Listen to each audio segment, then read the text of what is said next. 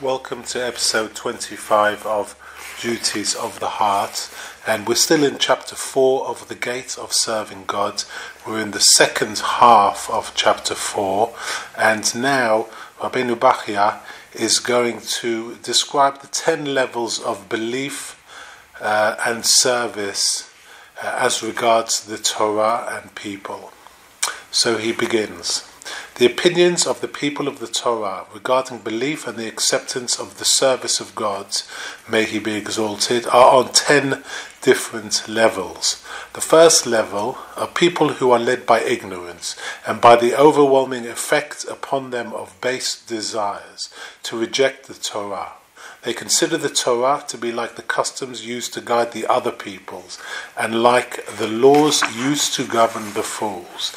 They form this opinion due to the overwhelming effect of base desire upon their minds, and on account of the coarseness of their natures. They do not take upon themselves the yoke of the Torah, nor will they be bound by the restraints of reason, for they desire uncontrolled license. Of people of this sort, King Solomon said in Proverbs 18 verse 2, "A fool does not find pleasure in understanding, but only in bearing his heart." The second level are people who cannot deny the signs and miracles that were manifested by the prophets due to their general recognition, but who doubt the truth of the Torah. Their view of the Torah is close to that of the previously mentioned group. God wished to point out to his creatures a way by which their condition in this world would be improved. He therefore stirred the prophets to guide them with laws that they needed, and provided him with signs and miracles so that his words would be heeded and his laws accepted. However, they do not believe in reward and punishment. I think it fitting to briefly explain the refutations to their position by way of demonstrating its impossibility and by way of agreement for argument's sake. By way of impossibility. The Creator is too high and exalted to alter the course of nature for the sake of one who lies about him and says things in his name which he did not say, even if, by lying about God, he directs them towards God.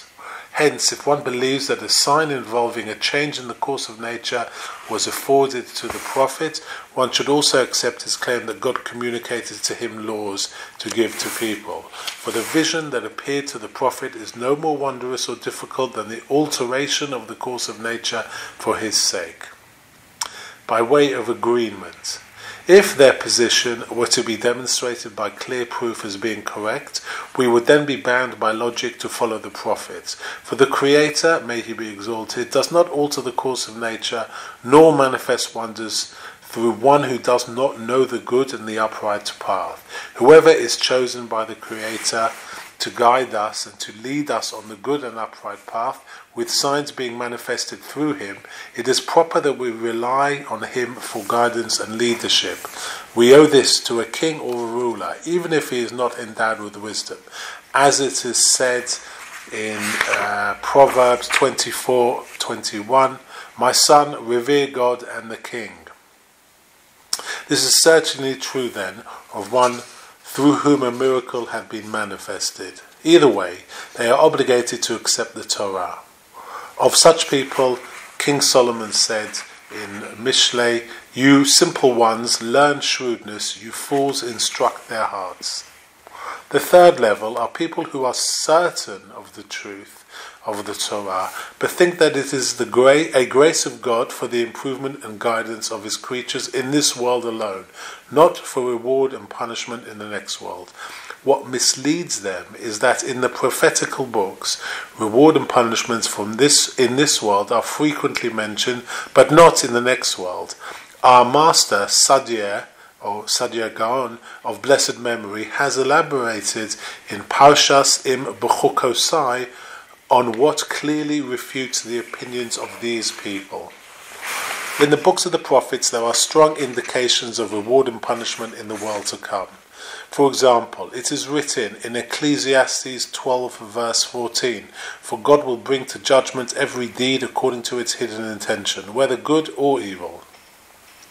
And from Malachi 3:21, you will trample down the wicked, for they will be ashes under the soles of your feet on the day that I am preparing.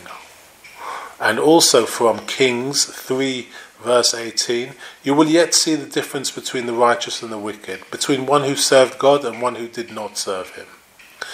And from Yeshayahu 66 verse 24, they will come out and look at the corpses of the people who sinned against me, for their worm will not die, and their fire will not be extinguished, and they will be an abhorrence to all flesh.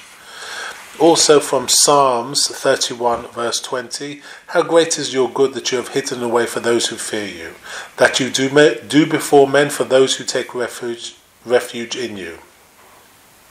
And from Zechariah he quotes, I will let you walk amongst those who stand here. And quoting further from Yeshayahu 64 verse 3, no eye has seen, O God, besides yours, what God has prepared for those that wait for him. And also from Daniel 12 verse 2, many of those who sleep in the dust of the earth will awake, some to eternal life, others to reproach, to eternal abhorrence. And finally from Yeshayahu 58 verse 8, your righteousness will go before you, the glory of God will gather you up. There are many other passages like this, too numerous to mention. The fourth level are people who are certain in their souls of the Torah and of the truth of reward and punishment in the world to come, but who incline to the love of this world and its desires. They use the acts of God's service as traps with which to catch worldly advantage. They accept the Torah outwardly but not inwardly, with their tongues and not with their hearts. Of such people, it is said in Yirmiyahu 9 verse 7, with his mouth one speaks peace to his fellow, while inwardly he lays an ambush for him. And also from Yeshayahu 29 verse 13, with their mouth and with their lips they honour me, while their heart they keep far from me. The fifth level are people who are convinced on all the points we have mentioned in regards to the Torah and the truth of reward and punishment in the world to come, but their souls incline them to the love of the world. They accept the Torah, but their aim in doing so is to gain reward from God, as well as praise and honour from human beings in this world. This is a kind of hypocrisy, a form of concealed polytheism. The sixth level are people who, in their actions, aim at reward from the Creator in this world alone, because of their love for the world and because they prefer its delights. They fail to understand the reward hereafter and its bliss. The seventh level are people who are convinced of all that we have mentioned, but their motive in serving God is the hope of reward in this world and the next. They do not know the ways of serving God for his sake alone, to magnify, honour and exalt him, only because this befits him. In reference to them, our masters of blessed memory have said, in Pirkei Avos 1 verse 3, be not like servants who serve the master on condition of receiving a reward, but be like servants who serve the master not on condition of receiving a reward, and let the fear of heaven be upon you. The eighth level are people who are certain in their souls of all that has been mentioned, but who assume the service of God out of fear of punishment in this world and the next. We have already explained above how reprehensible these two views are. The ninth level are people who believe in the Torah and in reward for its observance and punishments for its non-observance in both worlds. Their intent in serving God is for his sake alone, and because this befits him, but they do not guard themselves against the things that are detrimental to this service. The damage creeps in, and they know not from where. As it says in Ecclesiastes 10 verse 1, dead flies can spoil and ferment the perfumer's ointment. A little folly outweighs wisdom and honour. One mistake can destroy much good, also from Ecclesiastes. One of the pious once said to his disciples, if you had no sins, I would fear for you on account of something more serious than sins. They asked him, what is more serious than sins? He answered, arrogance and haughtiness. As It says in Proverbs 16 verse 5, God detests every arrogant person. The 10th level are people who are certain of the truth of the Torah and of all that they are subject to in the way of reward for its observance and punishment for its non-observance in both worlds, who have awakened from their neglect and recognize in their hearts what they owe the Creator for His great favor and kindness towards them. They are not preoccupied with reward and punishment, rather they hasten to the service of God for His sake alone, to magnify and exalt Him with longing and wholeheartedness, on account of their knowledge of Him and their grasp of His meaning. This is the highest of the levels among the people of the Torah. It is the level of the prophets and the pious ones who are completely devoted to God, entered into a covenant with Him, conducted an exchange with Him, accepted His ruling, surrendered their lives, their children, their possessions to Him, and were faithful in adhering whatever they had accepted upon themselves.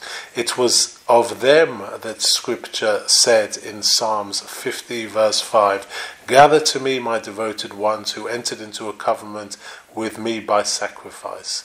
This, then, is the form of stimulus employed by the Torah, the degrees of those who study its wisdom, and the characteristics and levels of those who believe in it. It may be that amongst the degrees of men's of understanding in the Torah, there exists gradations other than those we have described. We have mentioned only those in which a large majority of the people can be found. Citing them is of clear use to one who searches for the straight path. When he finds amongst them a level which he is close to, he will know which level is above it, and he will try to ascend to it. The difference between his own level and the highest of all levels will be made clear to him, and he will attempt to ascend the level. He will attempt to ascend to it level after level. This way will be easier for him. And that concludes the 4th chapter. So there we are given almost like a ladder of degrees of understanding in the Torah. And if we're all honest, we can see where we stand, which rung we stand on. If there are rungs above us, we must continue climbing. If there are rungs below us, we should be proud. But Rabbi Bachya is giving a clear indication. There are different levels, everybody is different, we have different levels of understanding, and he gives us perhaps heights to achieve. So we should take note of these, this compilation of levels, of degrees of understanding in the Torah, and push ourselves to get to the highest point that we can. So I look forward to starting the chapter 5 of The Gate of Serving God in the next episode.